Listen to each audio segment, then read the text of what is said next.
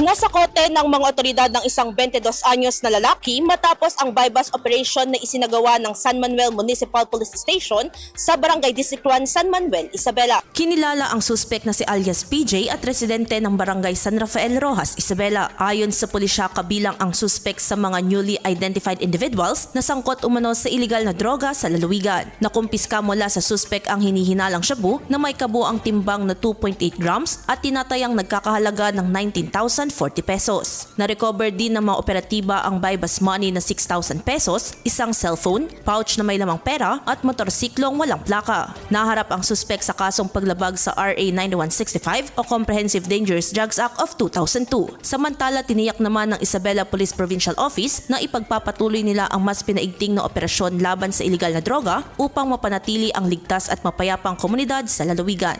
Idol, nanunuyo ba at humihina ang elasticity o pagbanat ng balat? Bumababa ang fat level sa ilalim ng balat, gayon din ang collagen availability sa katawan, kaya naman 50 pa lang mukha ay klubot na. Para mapigilan ang mabilis na pagtanda, mag-DTX 500 na.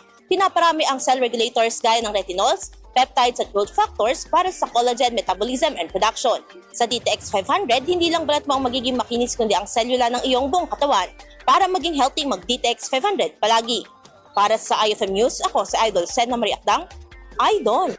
IFM News.